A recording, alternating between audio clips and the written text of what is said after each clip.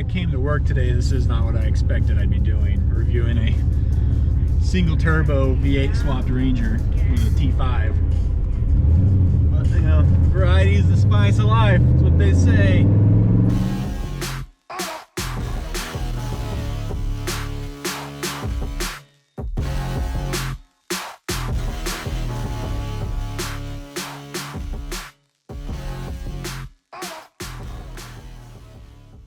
What's going on, everybody? Chuck here with VMP Performance, and today we have something I'm pretty excited to show you guys.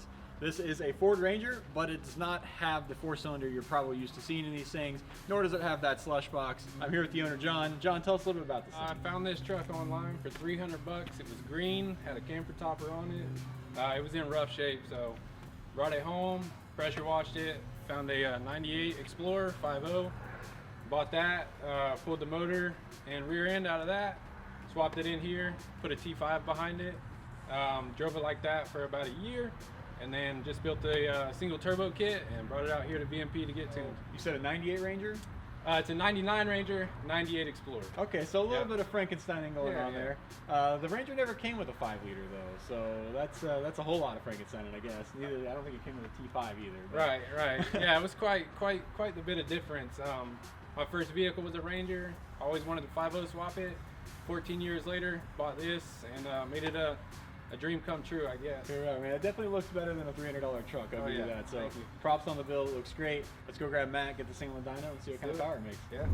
So we are in John's 1999 302 small block, not a Coyote 302. 302 small block push rod, swapped with a T5 and a single turbo.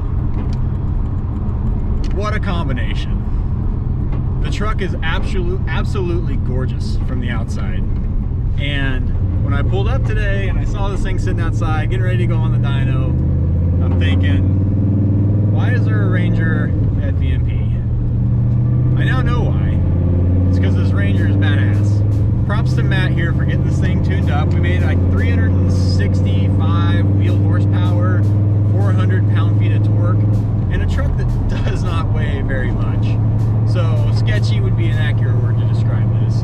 And I know what you're thinking already. VMP supercharging Mustangs and F-150s and some Hellcat stuff now. What are you guys doing tuning a push rod motor with a turbo? Well, that's because we can pretty much tune anything you can bring to us. This is a fully custom built deal by a customer. Custom fab turbo kit, all the swap stuff is all custom. We had this thing tuned and driving incredibly and literally, 4 dyno pulls, I think. So, Matt Casati here at VMP Performance. If you build it, we can tune it. Alright guys, so I'm going to get busy on this truck and see what we can accomplish. It's a 99 Ford Ranger with an Explorer 5-liter engine in it and a single turbo kit that's actually quite nicely done. So it's got 47-pound injectors, it's got VMP's blow-through mass air meter and housing, so it should be pretty straightforward. So I'm going to get going on this thing. We're going to start it on low boost. He's got a wideband in the truck, which makes things a lot easier, so we're going to start on low boost, see what it makes. We'll turn it up a little bit until we get to a number where we find acceptable, and then we'll go from there. So we're going to go get started.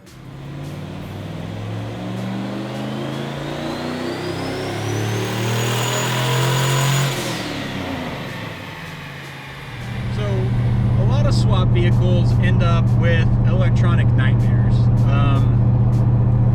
Speedometer doesn't work, the tach doesn't work, none of the engine coolant temp, nothing like that ever works. Every single factory gauge in this truck operates as intended and accurately. He's also got a boost gauge up here and a wideband. Two things you should always have in a turboed vehicle, and especially if you want to keep the stock short block together. I think Matt said the truck makes a little over 6 or 7 PSI boost, so nothing crazy, but if you're familiar with the 302 platform, then you know that about 450 to 500 horsepower is pretty much the limit. They start to split the blocks. You can get away with, buying yourself a little bit of extra power, doing like the girdle and stuff. But John's already said to us that when this Deere 302 decides its time here is done, he's going to go with the dart block, which is a super common upgrade for this motor. Well, this thing sounds good too. Oh man.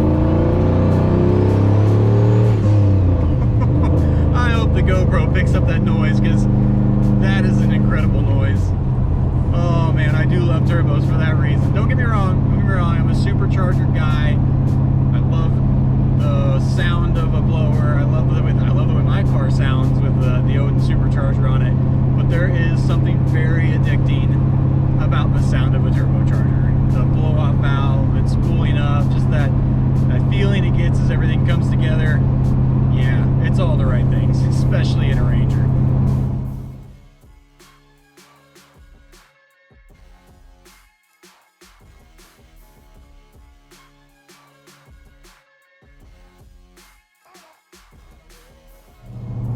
So John said he bought this truck for $300. He said it was green when he found it. There was a camber shell on it. You know, it sounds like kind of like a barn find type deal. But here's the thing, with a 99 Ford Ranger, you're not buying a collector's car. And parts, you can find them everywhere. So whether you wanted to find a new door handle, whether you wanted to find a new seat bracket, whatever, these things are littered throughout junkyards all across America. So if you're looking for a toy that you can build cheaply, well, I should say inexpensively, this would probably be a pretty decent option. They don't weigh a bunch, and we have the proof here, you can put a V8 in them, which all good things should have. It has the motor from a 98 Explorer. It's a pretty common swap. The Explorer's got a better head, a better intake, and some other things. Don't get me wrong, I'm not the pushrod expert, I only know the basics. But yeah, so it's a 98 Explorer motor. I'm not sure where the T5 came out of. He did mention, because I know there's going to be somebody who watches this and goes, "Ooh, T5, rough." He did mention that he has plans to go to a T56, which will be a considerable upgrade. Much stronger transmission, hold up a lot better to the kind of power that he plans to make with this thing, especially after the Dark Block upgrade. So yeah, I mean, as far as basic builds go, this is pretty much as basic as it gets, and bang for your buck, it's going to be damn hard to beat. I'm actually impressed. Like, this thing, it stops well, it turns well. He's got it on like a decent tire setup all the way around, so it's not like it's on like bigs and littles or anything like that. Honestly, it drives really good. I'll have to ask him when I get back what kind of suspension setup is on it, but yeah, it feels really nice. Let's see if I can get into a little bit of the boost here. Not without melting the rear tires. Ooh, this thing is fun. This thing is fun. John hasn't got to really drive this thing yet after the tune was done. He drove it around NA, I think he said for over a year, and finally built the turbo kit himself. And I'm stealing the thunder a little bit here. I'm actually the first one to drive it after the turbo's been tuned for the vehicle and everything. And I have to say, I think he's going to be really, really happy with this. So if you have a vehicle like this, you have some swapped crazy nonsense, you want us to tune it here at V&P, we are happy to do so. Give us a call, chat with us on our website, let us know. We're happy to work with you, get you set up. Remember to like, share, and subscribe. We'll see you guys in the next one.